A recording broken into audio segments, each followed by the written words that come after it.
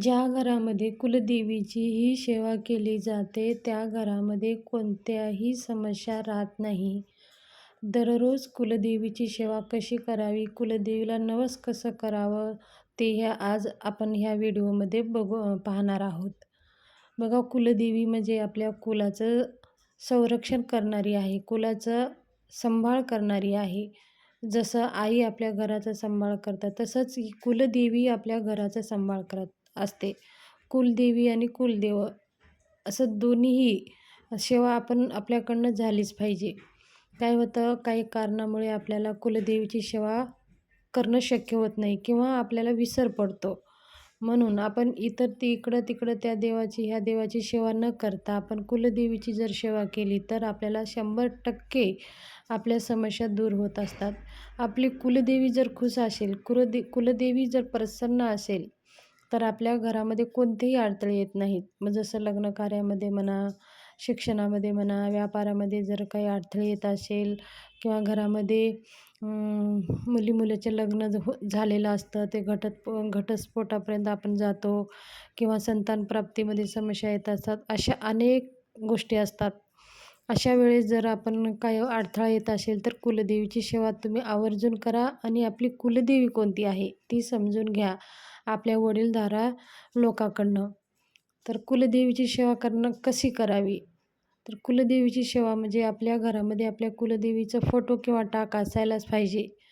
मंगळवारी, अष्टमी, नवरात्रीमध्ये, पौर्णिमेला आपल्या कुलदेवीची सेवा आवर्जून करायची असते. असे तर दररोजच करावं. जर शक्य नसेल तर ह्या दिवशी आवर्जून करावे. आता कुलदेवीचं टाक, फोटो आपल्या देवघरामध्ये असायलाच पाहिजे. मंगळवारी आपल्याला काय करायचं, लवकर उठून स्नान करून आपल्या कुलदेवीचं टाक असेल तर त्याच्यावरती श्रीसूक्त म्हणून अभिषेक करायचं, स्वच्छ पुसून घ्यायचं. कुलदेवीला जागच्या जागी ठेवायचं, हळदी कुंकू धूप दीप ओवाळून नैवेद्य दाखवायचा आणि कुलदेवीची आरती करायची. फोटो असेल तर फोटोला स्वच्छ पुसून घ्यायचं आणि तुमच्या कुलदेवीचं मंत्र जप करत राहायचं किंवा श्रीसूक्त म्हटलं तरी पण चालेल.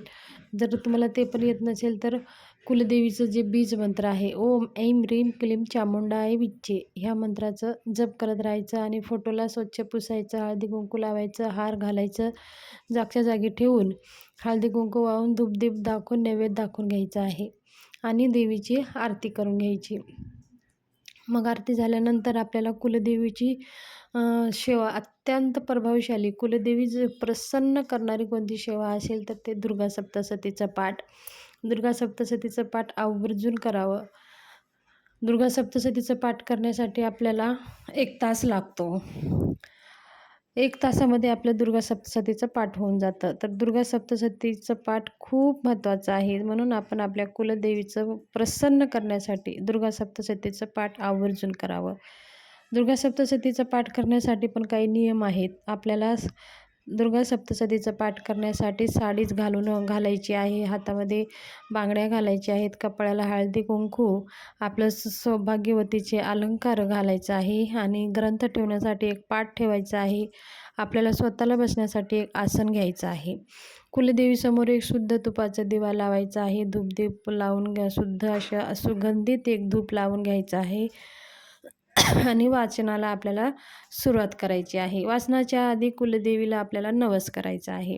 नवस म्हणजे आपल्या मनातल्या ज्या काही इच्छा आहेत, काही समस्या आहेत, आपल्या आईला सांगायचं आहे.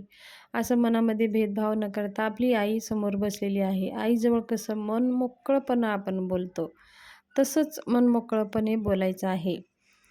आपल्या देवीला, आपल्या कुलदेवीला सांगायचं आहे. आपल्या समस्या आपलं घरानं आपल्या कुलदेवीसमोर सांगायचं आहे आणि मनामध्ये आपली कुलदेवी माता ही ऐकत आहे, आपलं सगळं समजून घेत आहे, अशी भावना करून, आईला नमस्कार करून, मुजरा करून मग आपण वाचनाला सुरुवात करायची आहे. वाचन करण्यासाठी अगोदर आपल्याला 1 माळ श्री स्वामी समर्थ मंत्र आणि 1 माळ नवार्णव मंत्राचा जप करायचा आहे.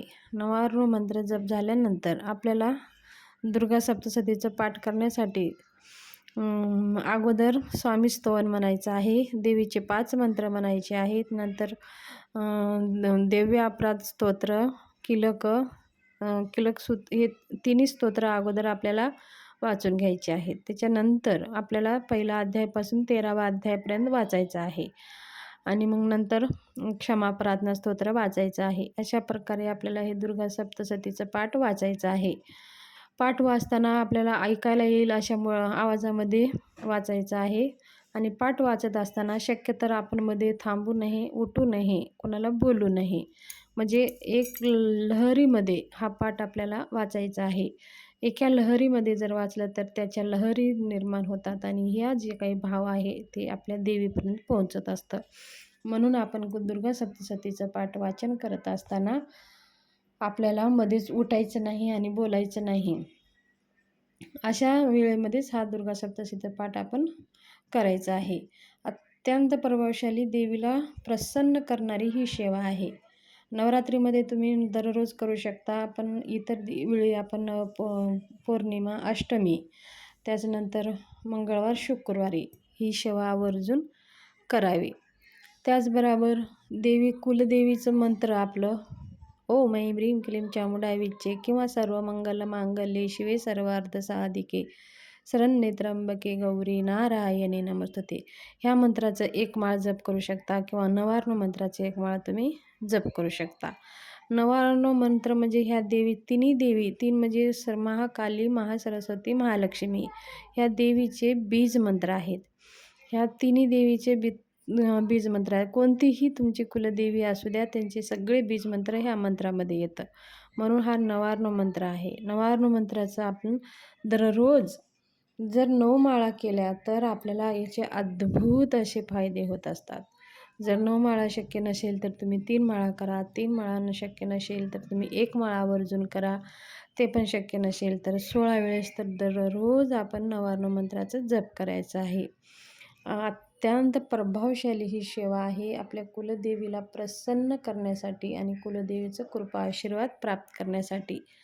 तर कुलदेवीची सेवा कशी करावी त्याच्याविषयी माहिती शेअर करायची होती. माहिती कशी वाटली, आवडली असेल तर चॅनलला शेअर करा, सबस्क्राईब करा आणि लाईक करा. धन्यवाद. शुभ दिवस जावो.